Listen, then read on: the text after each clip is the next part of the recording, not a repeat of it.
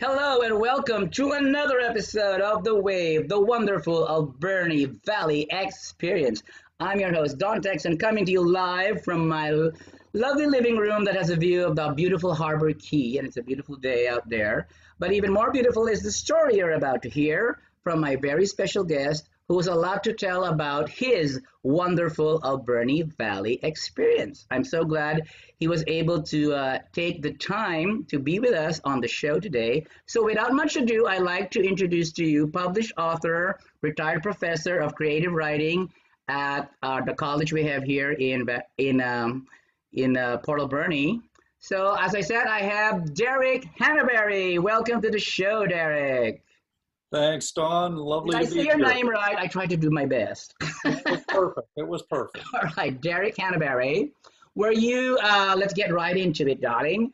Were you born and raised here in Port Alberni, or did you come from somewhere else and end up here in Port Alberni? I came from somewhere else. I'm a transplant, like so many people, and but I transplanted here many years ago. It was 1987. Wow, Was when I moved. 87. So you've been here, my math might be 33 years? Yeah, 33 years. Yeah, that's 33. right. Oh, my math's still good. Yeah. Well, you're not a math professor. So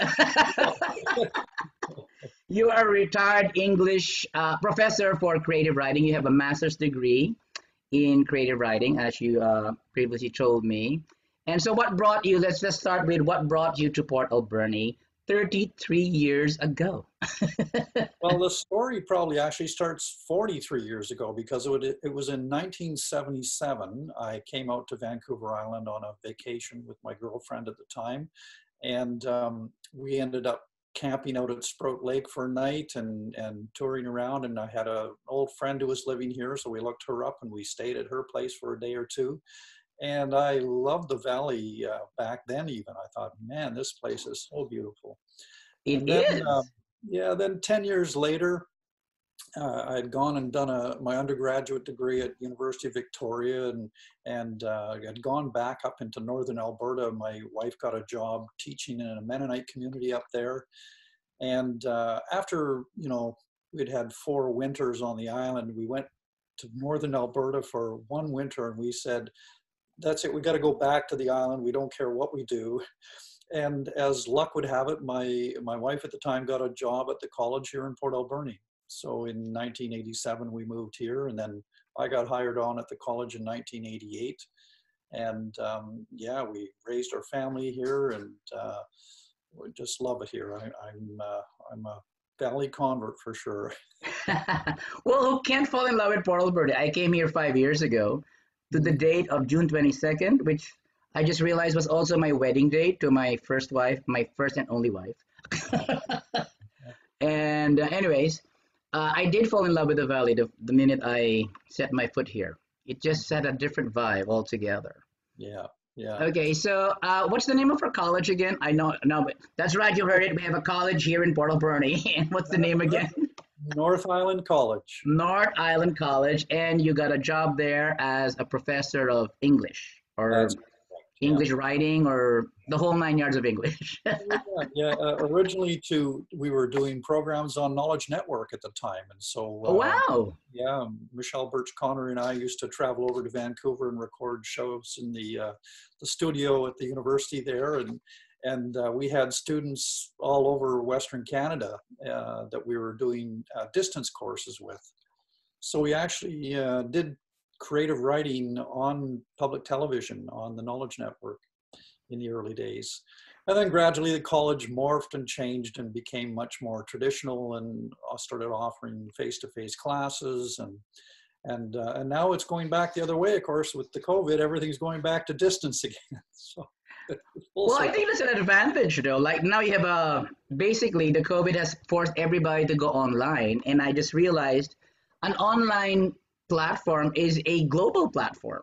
You sort of so like level the field for everybody. I mean, you don't have access like the big talk show hosts don't have access to, we don't let, unlike the big talk show hosts, we don't have access to networks and television studios and stuff like that. But now COVID has sort of like leveled the playing field. Everybody has to go online and they do everything via Zoom. Even my favorite talk show host like James Corden does his interviews by Zoom. So There we go. And I Yeah. get to interview Derek Hanebury. See, I'm saying your name right. So, what was your, so when you moved here in 1987 and you already came here in 1977, what was your first impression? What was your first feel or mind about Port Alberni?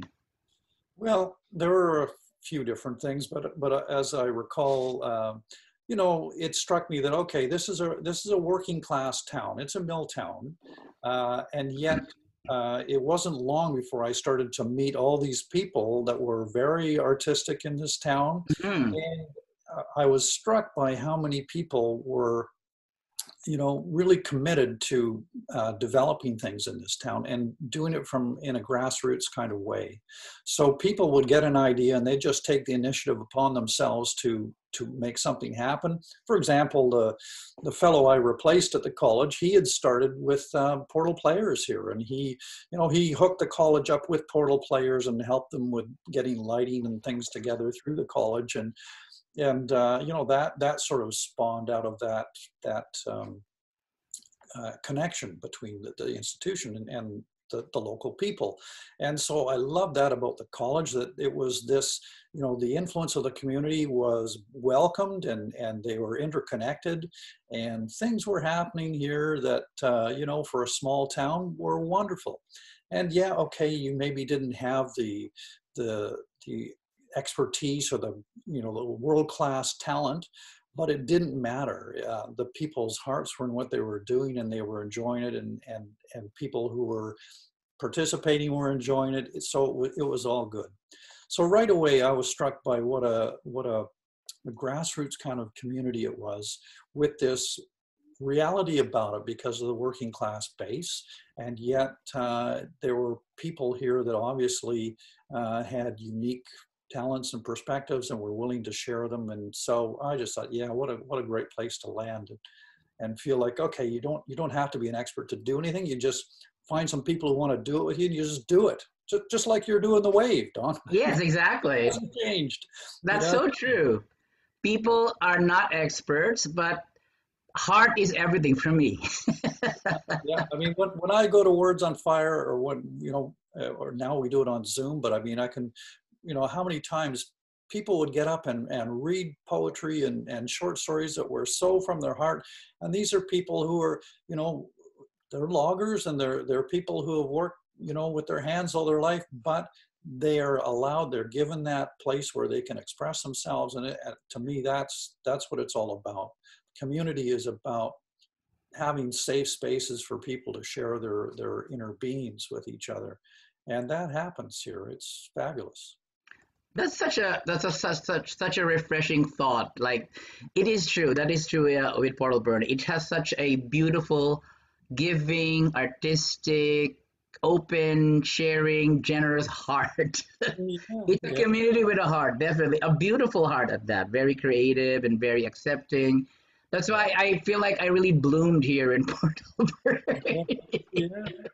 Yeah, and there has been, the wave is actually a perfect name for your show, because there actually has been such a wave of new people coming too, who Hmm.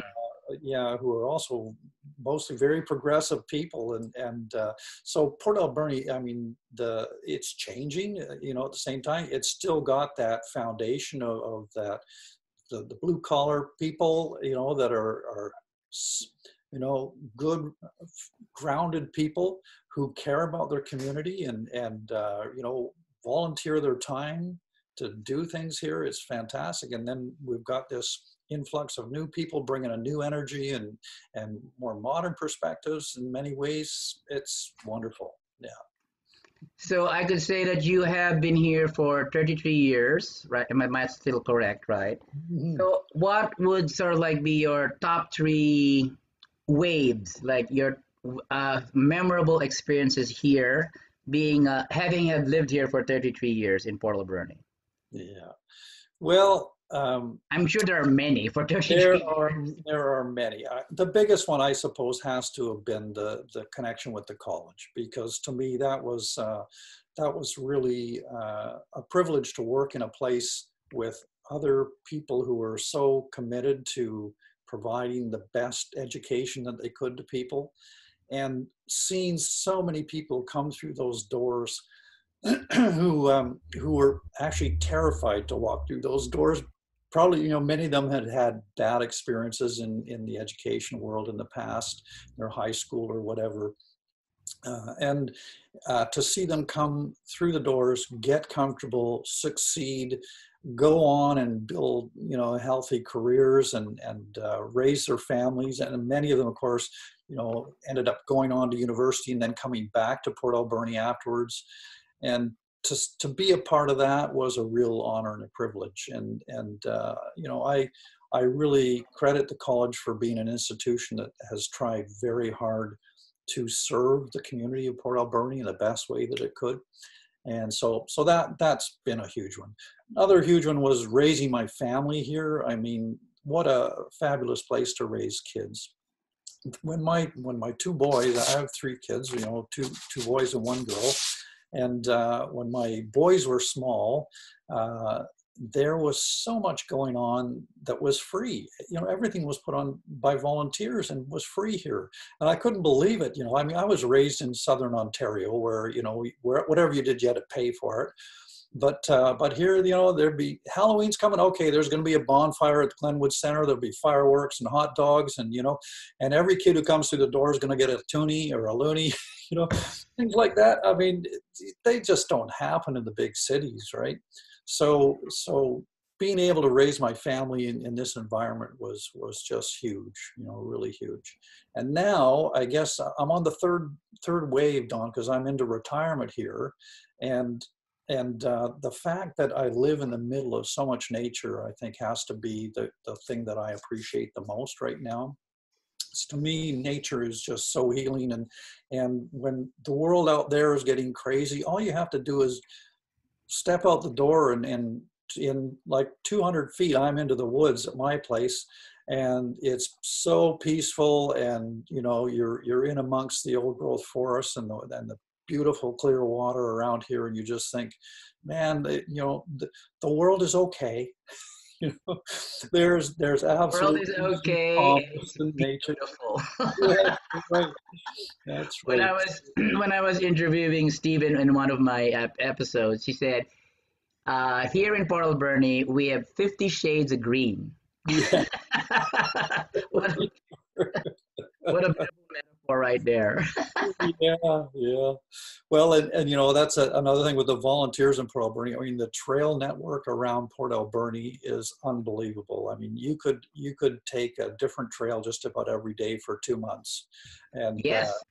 Whether you do it on your mountain bike or you just hike or whatever you want to do, your quad, whatever your mode of transport is, it's incredible. Yeah. That's so refreshing to hear that, your top three things they have, like came and say, like, that's the first time I've heard somebody say, I'm on my third wave. Because the waves continue. They get bigger or smaller, but they continue. It's a continuing thing. Like forever, there will be the wave, the wonderful Alberni Valley experience all throughout your life. And I'm just glad I'm part of it now.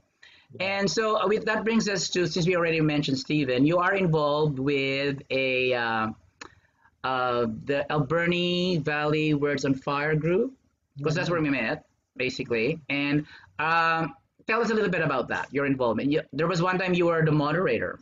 Yeah, well, it started way back. Actually, I encouraged a couple of my students to start looking at where could we have a venue where we could do public readings on a monthly basis or something like that. So we started out in several different cafes in town. In fact, we were at Smitty's for a while. Oh, really? Yeah, they put us in the back room. That's our version of Denny's. Yeah. I mean, how grassroots is that, right? Exactly. Library readings in Smitty's, right? I didn't know that. Yeah. That's the history of. So, how long has Alberni Valley Words on Fire been going on?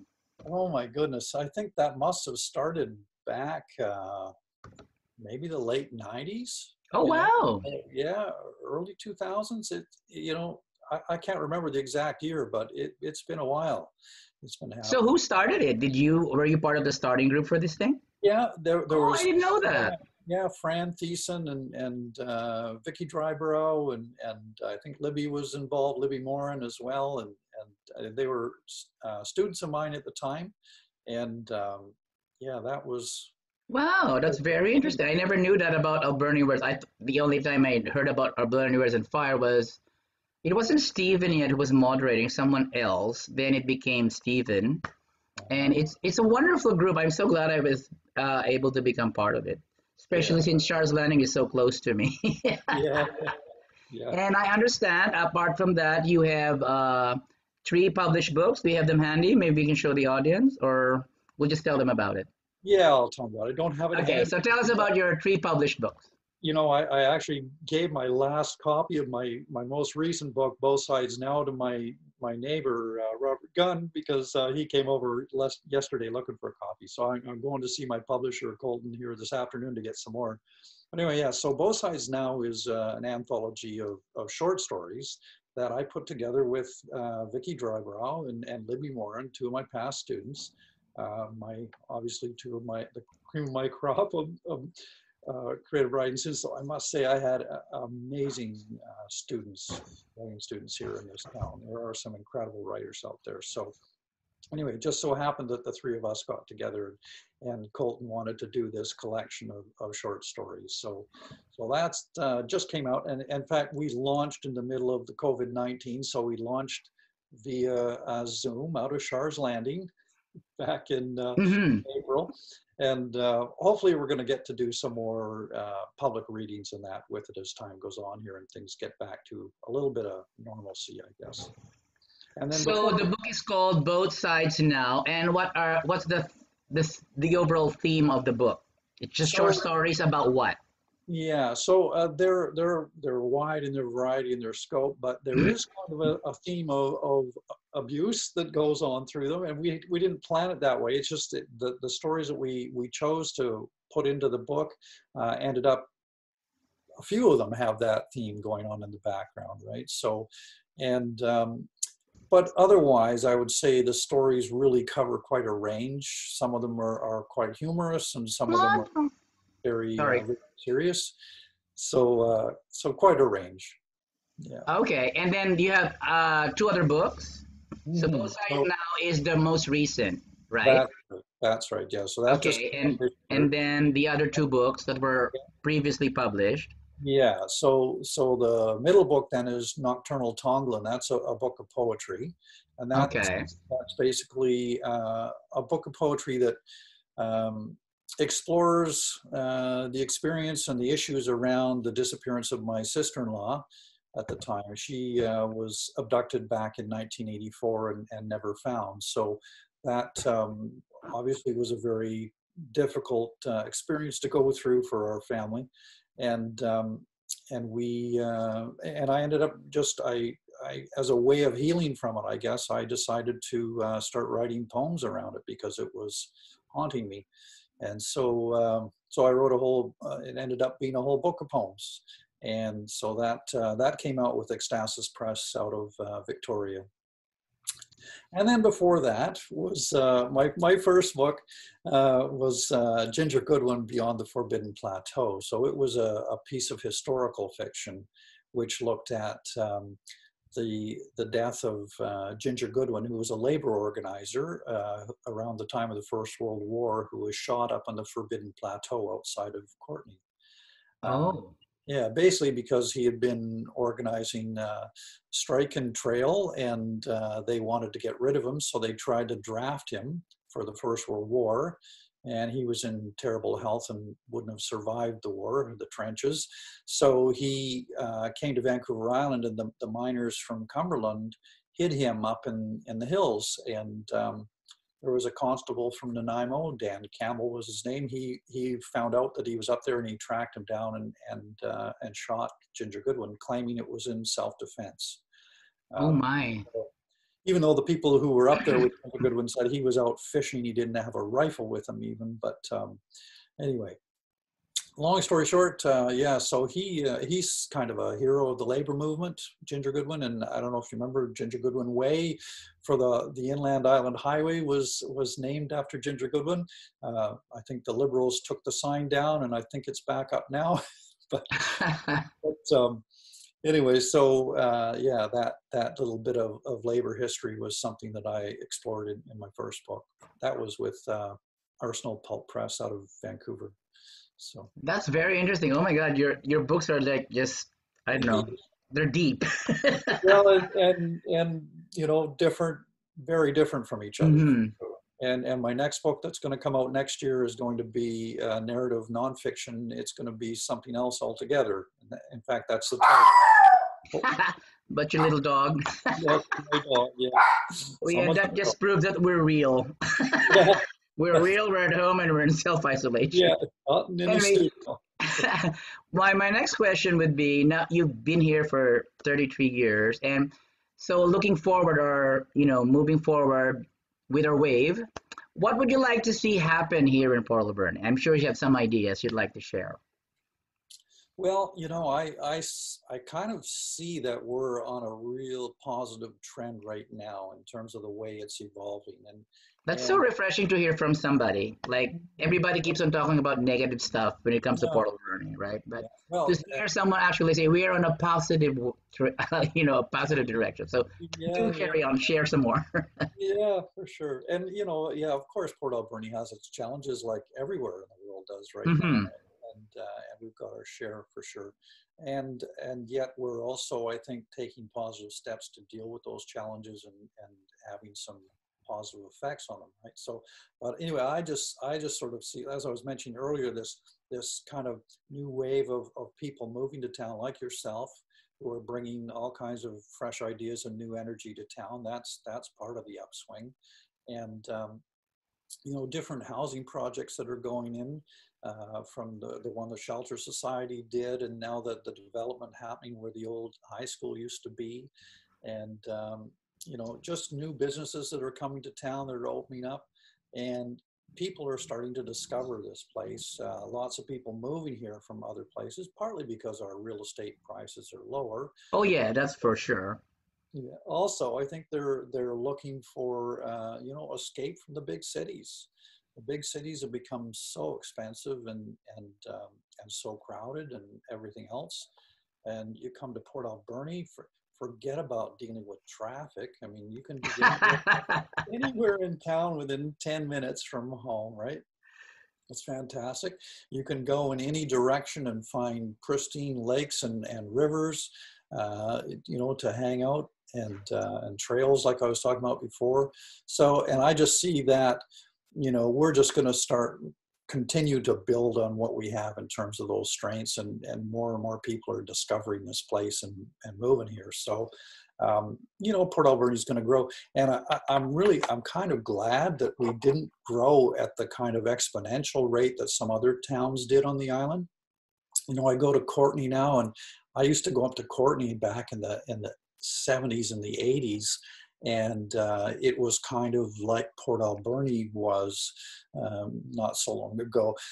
And now I go up there, and you know, there's traffic, and it's busy, and it's, you know, it's bustling, to the point And where there's Costco.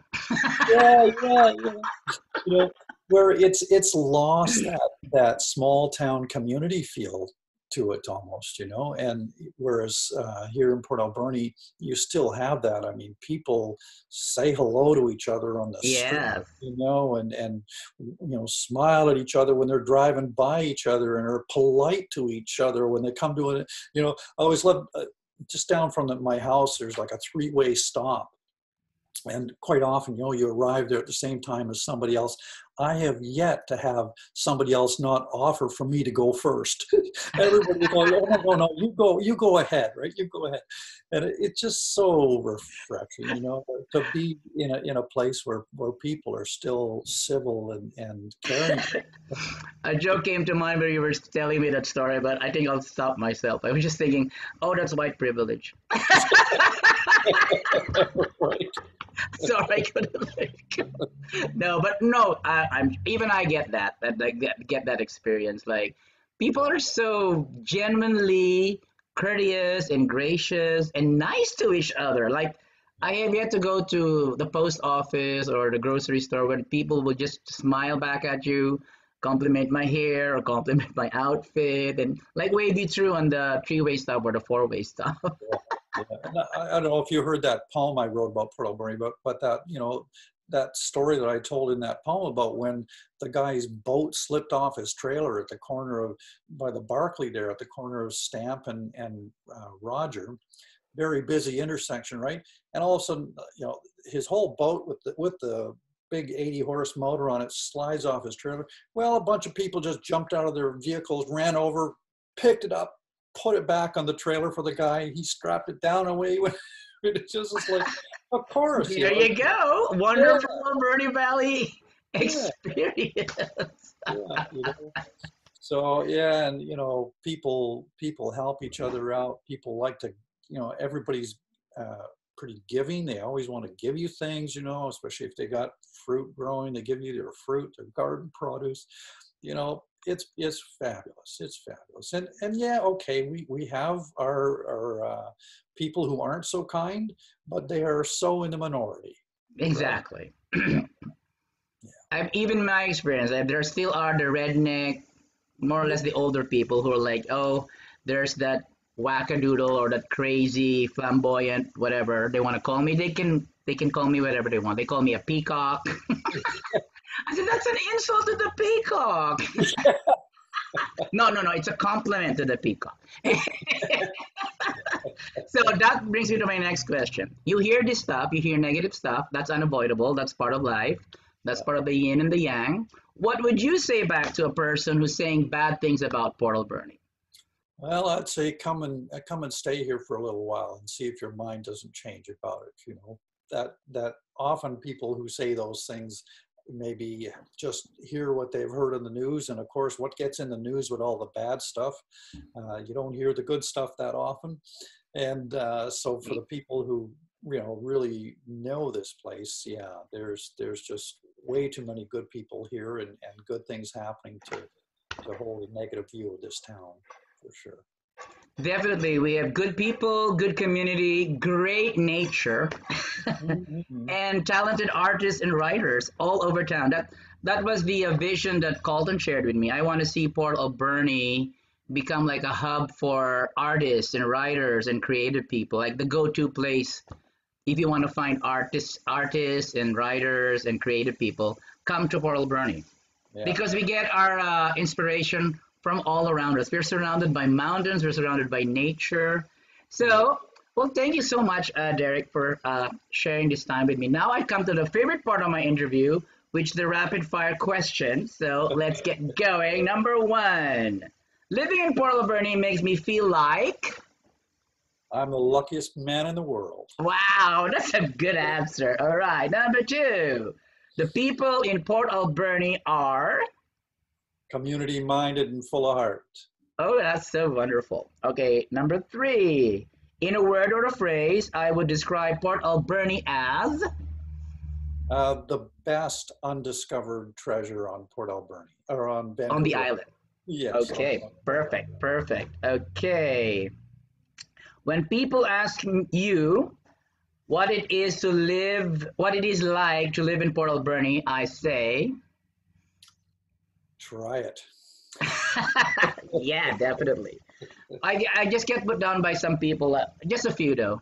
Like, he lives here, but he keeps on complaining about Port Alberni. Like, oh, why don't we have this in Port Alberni? Why don't we have this in Port Alberni? And my answer to him is, why are you in Port Alberni? Yeah, really. Yeah. Right. Don't live Yeah. here anymore. Anyway, I am the host of The Wave. You do not diss Port Alberni in my presence. All right. So that's my next question. Thing. When people ask me what it is to live like in Port Alberni, oh yeah, you already answered that. Okay. Top three places to bring your visitors who are passing by. Top three. Well, definitely. We call it the Fairy Tale Trail, which is out at Oh, the end. I didn't know about that. Where is that? It's out at Fairy, the end of like Little fairy. Road, and it's just a beautiful trail, beautiful walk through the forest that guides you kind of up through the forest and then down to the Catsuxas Creek and back up again. And you dip down to the creek three times or 4 times if you do the full loop. So it's called the Fairy Creek Trail? Yeah, it's in Maplehurst Park. And yeah, the locals call it the Fairy Tale Trail because people used to put hide little fairies and things underneath that's cute. So for kids, it was great because they'd go out and try and find the fairies and the gnomes hidden everywhere. So, yeah. Oh, interesting. I learned something today. I will seek that fairy trail out. That's a beautiful fairies love fairies. Yeah.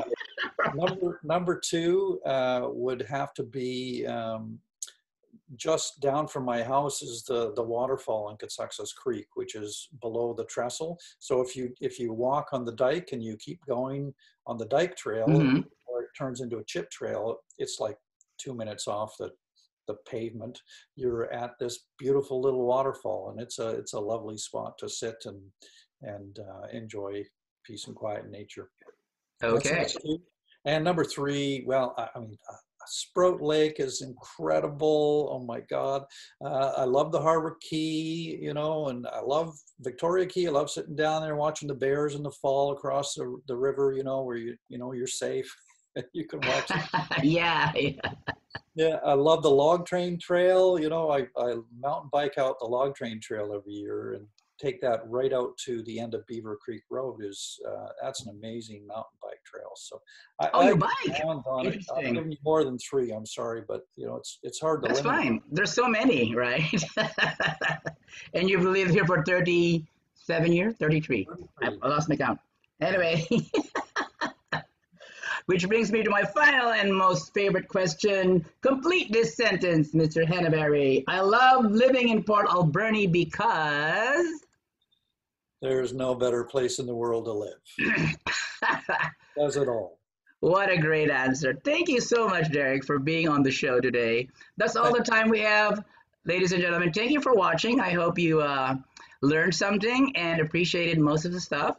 If you want your story, if you have a story, your wave to share, just PM me on Facebook. You can find me on Don Texan or go to our page, The Wave, The Wonderful Alberni Valley Experience. We'll catch you next time on The Wave.